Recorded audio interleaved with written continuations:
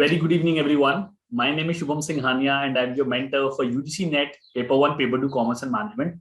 And today I have a very special guest. बहुत ही special guest हैं. इन्होंने पहले अटेम्प्ट में तो नहीं निकाला है JRF, but I am very sure कि इनकी जर्नी और जो भी इन्होंने अचीव किया है आज तक, जो भी सक्सेस जर्नी इन्होंने अचीव करी है, उससे आपको बहुत इंस्पिरेशन मिलने वाली है. बिकॉज ऐसा होता है कि जब आप गलतियां करते हैं तो आप अपनी गलतियों से सीखते हैं. And I am very sure कि इन्होंने अपनी पहली गलती, दूसरी गलती से सीखा और फिर तीसरे अटेम्प्ट में इन्होंने अपना JRF निकाला. तो इनसे आज बात करने वाले हैं. Thank you so much Diwakar for joining us today and heartiest congratulation on cracking JRF. Thank you sir. Diwakar, अपने बारे में कुछ बताइए ताकि हमारे व्यूअर्स को आपके बारे में कुछ पता चल सके. क्या आपकी एजुकेशनल क्वालिफिकेशन है, क्या बैकग्राउंड है आपका, कहाँ से आपने पढ़ाई करी है and all? Basically, I did my whole schooling from Kendriya Vidyalaya. And after that, I did my graduation from Yogda Satsang Mahavidyalaya under Ranchi University, and I did my post-graduation under Ranchi University from Doranda College. So basically, I'm from Ranchi, and I did my whole schooling and colleging from Ranchi. Fantastic. तो अभी कैसा लग रहा है दिवाकर? अब आपने रांची में इतनी अच्छी पढ़ाई करी और उसके बाद अब आपका JRF निकल गया है, तो अभी कैसा लग रहा है? How are you feeling right now?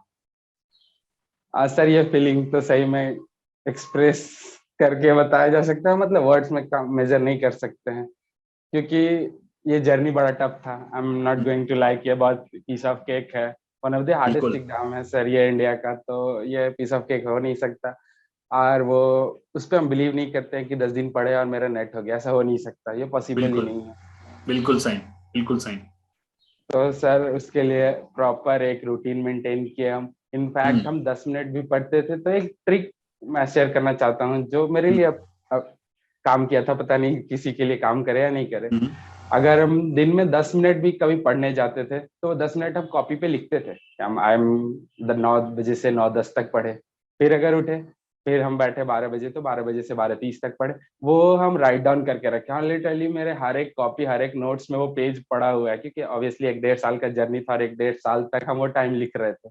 लेकिन एंड में वो पेड ऑफ किया उतना मेहनत और सारा.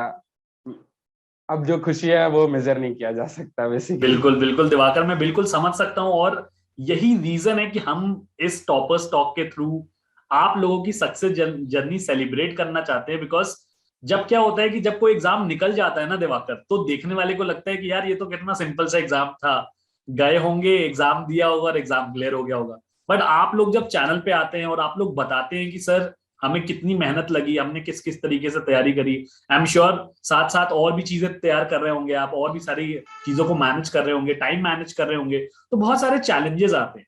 तो आई थिंक जब आप लोग आके बताते हैं कि सर ये चैलेंजेस थे और हमें 1 अटेम्प्ट, 2 अटेम्प्ट, 3 अटेम्प्ट लगे, उसके बाद हमारा एग्जाम क्लियर हुआ, तो शायद स्टूडेंट्स को रियलाइज होता है कि हाँ वो आपकी जर्नी से रिलेट कर पाते.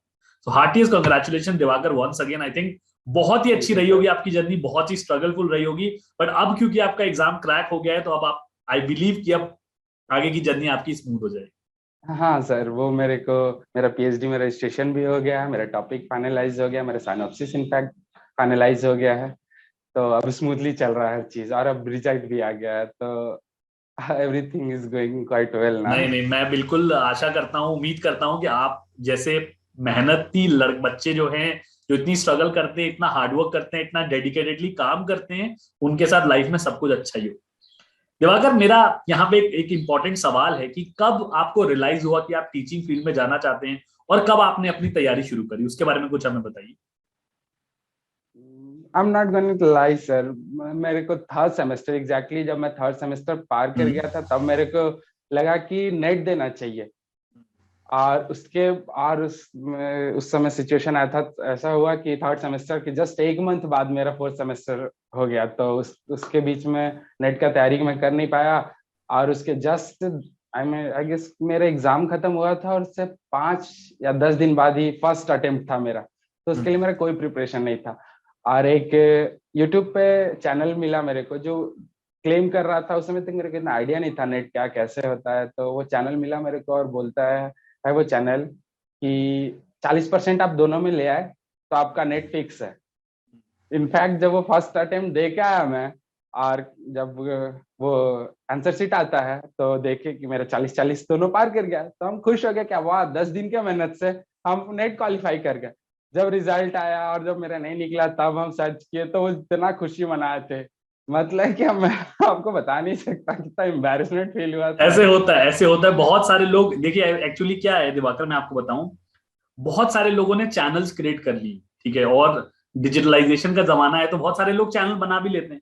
बट खास बात क्या है कि जब तक आप उसके पीछे की, जैसे अभी आप रिसर्च कर रहे हैं दिवाकर, तो आप इस चीज को सबसे अच्छी तरीके से समझ सकते हैं, मुझे ऐसा लगता है। जब आप किसी चीज पे रिसर्च करना शुरू करते हैं, जब किसी चीज को अच्छे से गहराई से डीपली जाके पढ़ते हैं, समझते हैं, तो आपको समझ में आता है कि एक्चुअली उस चीज में है क्या। दूर दूर से तो सारी चीजें ऐसी लगती हैं कि ऐसे ही है, बस जाके बैठेंगे, एग्जाम देंगे और क्लियर हो जाएगा। तो आई थिंक आप बहुत बहुत अच्छा मैसेज दे रहे हैं हमारे व्यूअर्स को कि ऐसे ब्लाइंडली किसी को फॉलो नहीं करना चाहिए, ब्लाइंडली किसी भी चैनल को फॉलो नहीं करना चाहिए। थोड़ा सा रिसर्च करिए कि आप जिससे पढ़ने जा रहे हैं, मेंटोर जिसको बनाने जा रहे हैं, उसका खुद का बैकग्राउंड क्या है। तो आई थिंक सर मेरे बहुत ही अच्छा मैसेज आपने दिया दिवाकर, थैंक यू फॉर भाई का शेयरिंग एक दैट मैसेज। एडवाइस था सर, वो मैं जी शेयर जी करना बिल्कुल। चाहता हूँ। वो बोलता है कि अपने सेलर पे हमेशा भरोसा करो और सेलर चुनने से पहले आंख हम्म। खोल के रखो, और सेलर चुन लिया तो आधा आंख बंद कर लो, क्योंकि वो जहां भी ले जाएगा तुम्हारे डेस्टिनेशन तक पहुंचा देगा तुमको। बहुत बहुत अच्छी बात कही आपने दिवाकर, बहुत अच्छी बात कही, और मैं बहुत शुभकामनाएं देता हूं आपको। दिवाकर, अब मेरा नेक्स्ट क्वेश्चन ये है कि आपने अपनी स्पेसिफिकली पेपर 1 और पेपर 2 की तैयारी कैसे करी, क्या स्ट्रैटेजी थी आपकी, इसके बारे में कुछ बताइए। सर पेपर 1 के लिए बेसिकली केवीएस मैदान स्टार्ट किया था मैं पढ़ना, लेकिन वो इतना मोटा बुक और ब्लैक एंड व्हाइट बुक इतना बोरिंग है, तो यूट्यूब पे स्विच कर गए। और हाँ, सर आपका वीडियोस और 2-4 मेंटर्स और हैं जो अच्छा वीडियोस प्रोवाइड करते हैं, मतलब कि हाँ। बकवास नहीं चल रहा था, क्वालिटी वीडियो। तो सर फ्री मटेरियल इतना अवेलेबल है यूट्यूब पे हम्म, कि अगर हम्म, आप चाहे तो आपका काम उससे बन सकता है। लेकिन सर हम बोलेंगे मेरे को 1.5 साल लग गया इस जर्नी में, अगर मेरे हम्म, पास कोई मेंटर होता तो ये रास्ता थोड़ा छोटा हो सकता था, हम्म। क्योंकि नहीं मेरे को Diwakar, but I direction am नहीं श्योर था। कि आज जो आप शेयर कर रहे हैं ना, उसके बाद बहुत सारे लोग सुनेंगे और आपकी गलतियों से सीख लेंगे। आई थिंक वो ज्यादा वो भी है इंपॉर्टेंट। सर, क्योंकि एक लाइफ टाइम शायद सब एक्सपीरियंस करने के लिए कम है, दूसरे के एक्सपीरियंस से सीख के। बिल्कुल बिल्कुल, बहुत अच्छी बात कही दिवाकर आपने। दिवाकर, अब मैं ये जानना चाहूंगा कि एक स्टूडेंट्स के दिमाग में एक फैक्ट डेवलप हो गया है कि पास्ट ईयर लगा के चले जाओ और जीआरएफ क्रैक हो जाता है। आप इस बात से कितना सहमत हैं और इस पे अपनी कुछ टिप्पणी या फिर अपना ओपिनियन देना चाहेंगे। नहीं सर, अगर ऐसा कोई सोच रहा है तो उसको नेट नहीं देना चाहिए, या फिर एक बार देके जाके अपना डेप्थ उसको खुद ही आइडिया लग जाएगा। क्योंकि हम्म, पास्ट ईयर से आपको आइडिया लगेगा कि कितना फ्लैक्चुएट करता है क्वेश्चन। हम्म, ये आइडिया हम्म, नहीं लगने वाला आपको कि आगे भी यही आएगा, ऐसा तो होता ही हम्म, नहीं है। हम्म, बेयरली मेरे को एक क्वेश्चन मिला है ये 3 बार का अटेम्प्ट में, एक क्वेश्चन जो रिपीट हुआ है और वो भी हम्म, लॉ से। हम्म, तो मेरे को नहीं लगता है कि कुछ ऐसा होने वाला है। यहाँ हम्म, पे 10 पेपर 1 का और 10 पेपर 2 का सिलेबस है, आई मीन 20 सब्जेक्ट है, उनके हम्म, पास न्यूमरस क्वेश्चन है देने को, वो रिपीट नहीं बिल्कुल करने वाले हैं। बिल्कुल। बिल्कुल ठीक कह रहे हैं दिवाकर, बिल्कुल आप ठीक कह रहे हैं, क्योंकि जितना मैं भी रिकॉल कर पा रहा हूँ मेरे 5-6 साल के एक्सपीरियंस में, हर बार मैं कोशिश करता हूँ कि जाके एग्जाम दूं। और इस बार भी मैंने दिया था, तो मुझे समझ में आ रहा है कि पेपर का लेवल, थैंकफुली मेरा भी जेआरएफ इन कॉमर्स इस बार हो गया था। तो मैंने ये रियलाइज किया कि over the over attempt paper का लेवल बहुत ज्यादा बढ़ता जा रहा है। ठीक है, तो इसलिए जरूरी है कि मेंटर्स भी अपने आप को अपडेटेड रखें, और साथ साथ स्टूडेंट भी ये रियलाइज करें कि पास्ट ईयर पेपर लगाने से अगर सिर्फ काम होता तो इतना ज्यादा कॉम्पिटिशन नहीं होता। नहीं तो आई थिंक बहुत ही इंपॉर्टेंट चीज है जो आपने हाईलाइट करी। दिवाकर, एक चीज और बताइए कि आपने मॉक टेस्ट कितने लगाए थे, क्या आपने लगाए थे, और वो कितने यूजफुल साबित हुए। हाँ सर, मॉक टेस्ट पहले पेपर 1 का मैं 2 बुक लेके आया था, एक आपका बुक था इसलिए, और एक मार्केट से लेके आया था। तो हर दिन मैं ट्राई करता था कि सुबह एटलीस्ट एक मॉक दूं पेपर 1 का, और पेपर 2 100 क्वेश्चन होता है तो 20 या 30 क्वेश्चन उसका मारता था। हम्म, मतलब पेपर 1 एक तो मारता ही मारता था, क्योंकि जितना टाइम बचाना है मेरे को पेपर 1 में ही बचाना है, क्योंकि हम्म, पेपर 2 में ऑब्वियसली टाइम लगने वाला है, जब 4-5 बिल्कुल ऑप्शन रहता है और सबको इवेलुएट करना पड़े तो टाइम लगेगा ही लगेगा उसमें। बिल्कुल बिल्कुल, नहीं तो नहीं, बिल्कुल पेपर ठीक वन कह रहे हैं का आप। पेपर 1 और पेपर 2 दोनों को अगर देखें तो पेपर 2 में लेंथी क्वेश्चन ज्यादा आ रहे हैं, जो लंबे लंबे स्टेटमेंट्स वाले आ रहे हैं, तो वहां टाइम सेव करना बहुत जरूरी है। और मुझे लगता है कि अगर आप क्वेश्चन प्रैक्टिस करते हैं, अगर आप सिंसियरली क्वेश्चन प्रैक्टिस करते हैं, मॉक टेस्ट लगाते हैं, तभी आप टाइम मैनेजमेंट कर पाएंगे, अदरवाइज पेपर छूटेगा ही छूटेगा। सर मेरे को याद है मैं एटलीस्ट पेपर 1 का 120 या 23 को मॉक्स फुल मॉक मार के गया हूँगा। बहुत बहुत क्योंकि अच्छा, बहुत लास्ट अच्छा। टाइम मेरा रिवीजन पूरा हो गया था, तो बस 2% से छूट गया था। तो हम्म, और ज्यादा एक्स्ट्रा कुछ इनोवेटिव करने के बजाय सर हम मॉक मारते गए, क्योंकि मॉक से मेरे को जो कॉन्सेप्चुअल क्लैरिटी आता था और कितना जल्दी किसी क्वेश्चन में आता है तो आता है, मारो नहीं तो वो मार्क फॉर रिव्यू करना मेरे को समझ नहीं आता सर, क्योंकि जो नहीं आता उसको मार्क बाद के लिए मार्क फॉर रिव्यू करने से टाइम वेस्ट ही होने वाला है, वापस आके भी आपको आएगा नहीं, वो अंदाजी ही मारना है। सही तो बात है। स्टार्टिंग में ही मार के निकल जाना है, फिर वापस सही आने का बात है। झंझट ही खत्म। सही, बिल्कुल सही कह रहे हैं, क्योंकि जब वो चीज पढ़ी हुई नहीं है, अगर वो चीज आती नहीं है, तो उस पर सिर्फ टाइम ही वेस्ट होने वाला ऑब्वियसली। है। दिवाकर, आप मुझे ये बताइए, अब बहुत सारी एकेडमिक बातें हो गई, अब आप ऑलरेडी पीएचडी में इनरोल्ड हैं, थोड़े से अपनी पीएचडी के बारे में बताइए, थोड़े से अपनी पीएचडी जर्नी भी हमारे साथ शेयर करिए, बिकॉज स्टूडेंट्स को बहुत इंसाइट मिलेगी कि अब क्या ऐसा रीजन है कि आप पीएचडी में इनरोल करने के बाद भी नेट दे रहे थे, फर्स्ट। सेकंड, स्टूडेंट्स को ये रियलाइज करना जरूरी है कि आगे लाइफ में नेट जेआरएफ बहुत काम आने वाला है, even if you have enrolled for your PhD. तो अपने पीएचडी जर्नी के बारे में थोड़ा सा बताइए। ऑल्दो सर 2023 से नेट मैंडेटरी नहीं होगा, पर ये फर्क नहीं पड़ता है, क्योंकि ये आपका अपना एक तो मॉनेटरी टर्म स्टेबिलिटी देता है, दूसरा अगर एपीआई कैलकुलेट होता है तो इसका 7 नंबर कैलकुलेट होता है, जहाँ बिल्कुल पे पॉइंट बिल्कुल। वन से 1000 और 2000 कैंडिडेट छट जाते हैं, वहां पे 2 मार्क्स बहुत मैटर करता है। और basically top of the cake ये आपका जो कॉन्फिडेंस बूस्ट करता है वो मैं बता नहीं सकता हूँ। और मेरा बिल्कुल। पीएचडी जर्नी सर बेसिकली मैं बोलूंगा कि मैं फॉर्चुनेट था कि मेरे को रांची यूनिवर्सिटी के पीएचडी के कोऑर्डिनेटर को मेरा सिनॉप्सिस पसंद आ गया, एंड इनफैक्ट उसमें बहुत सारे चेंजेस करवाए सर, पर मेरा आइडिया उनको अच्छा लगा। और इस बात को इस थोड़ा सा क्रेडिट हम खुद को देते हैं, क्योंकि वो सारा सिनॉप्सिस मेरे को सिनॉप्सिस बनाने नहीं आता था, लिटरली एक वर्ड भी नहीं आता था, सारा चीज यूट्यूब से सर आपका वीडियो देखे सिनॉप्सिस कैसे बनता है, एक दो वीडियो और देखे, और एक सिनॉप्सिस हम खुद से लिखे, ऑब्वियसली उसको हम 3-4 जगह दिए, कोई एक दो एनआईटी और आईआईटीज में, तो मेरा सिनॉप्सिस रिजेक्ट हो गया।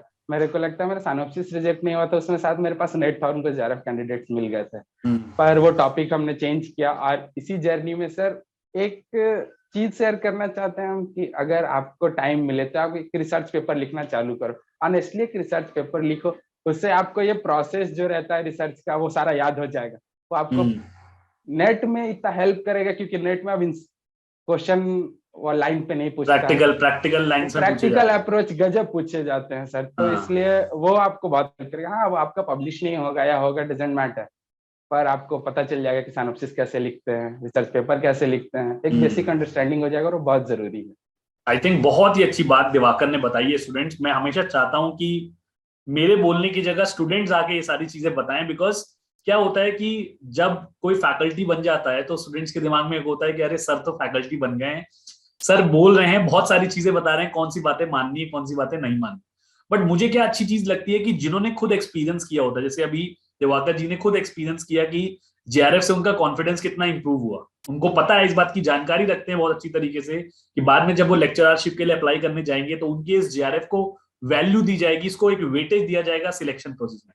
और साथ साथ जैसे उन्होंने कहा कि अगर आप साथ में रिसर्च पेपर लिखना शुरू कर देते हैं या इवन स्टार्ट भी कर देते हैं, तो बहुत सारे प्रैक्टिकल अप्रोचेस वाली चीजें आपको क्लियर हो जाएंगी। जैसे अगर इस बार हमने रिसर्च एप्टीट्यूड के सेक्शन में देखा, उसके अंदर फैक्टर एनालिसिस, उसके अंदर क्वेश्चन आई डिजाइन, उसके यस सर। अंदर एपीए स्टाइल्स, रेफरेंसिंग, जो जनरली हम पेपर लिखते टाइम सीखते हैं, उन पे काफी ज्यादा क्वेश्चंस आ रहे हैं। तो अगर आप लिखना शुरू करेंगे तो आपको नेट की तैयारी में भी हेल्प मिलेगी और आपका सिनॉप्सिस भी तैयार हो हाँ जाएगा। वंडरफुल दिवाकर, अब एक मेरा लास्ट सवाल है आपसे।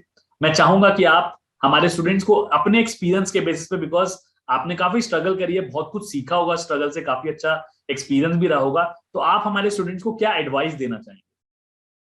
सर कंसिस्टेंसी, बस सिंगल वर्ड में अगर हम कुछ बोल रहे थे, कंसिस्टेंसी। लिटरली ये जर्नी बहुत टफ था मेरे लिए, हम सबके साइड से नहीं बोल सकते, पर मेरे लिए वो टफ था, क्योंकि बेसिकली हम वो जीरो से स्टार्ट किए हैं। और एक कुछ गाइडेंस मेरे को बहुत एंड में सर लास्ट अटेम्प्ट के टाइम मेरे को आइडिया लगा कि आपका चैनल का, तो हर रोज पढ़ते थे, और स्टार्टिंग में सर वो टफ क्वेश्चंस इतना टफ होता था, सारा लोग वहाँ पे 5 में 5 बना रहा है, मेरा स्टार्टिंग में 5 में 1 भी नहीं बनता था, फिर 5 में 2, 5 में 3, 5 में 4, 5 में 5, ऐसे इम्प्रूवमेंट आया है सर। और उसके लिए कंसिस्टेंसी लगता है, कोई शॉर्टकट नहीं है सर सक्सेस का। एक कहीं हम एक बात पढ़े थे और वो मेरे को हमेशा याद रहता है कि घर झोपड़ी तुरंत बन जाता है, महल बनाने में हमेशा टाइम लगता है। वाह क्या बात कही है, जबरदस्त दिवाकर जी, आपसे बात करके इतना मजा आया है मुझे। और ये मैं इसलिए कह रहा हूं क्योंकि क्या होता है कि हम हमेशा लोगों की सक्सेस देखते हैं, हम उसके पीछे की स्ट्रगल भूल जाते हैं। आपसे बात करके मुझे वो एक एक चीज फील हो रही है, एक एक चीज महसूस हो रही है कि क्या क्या चीजें आपने स्ट्रगल करी हैं और फिर आपने ये जेआरएफ का मुकाम हासिल किया। बहुत बहुत बधाइयां दिवाकर जी, आपसे बात करके मुझे बहुत अच्छा लगा। और मैं आगे भी चाहूंगा कि अगर मैं आपको किसी तरीके से भी हेल्प कर सकता हूँ पीएचडी में, किसी भी चीज में, तो please feel free to contact me any time. I would love to connect with you. Thank you sir very much एक दिवाकर एंड क्वेश्चन कॉन्ग्रेचुलेशन था। Once again. Please please. Sir आप पीएचडी का कोर्स लॉन्च करने वाले थे sir, वो please कीजिए, फिर जर्नी में हेल्प हो जाएगा। बिल्कुल, हमने अभी एक नया चैनल बनाया है, अगर आपने देखा हो दिवाकर, आज उस पे 6 बजे एक सेशन भी है।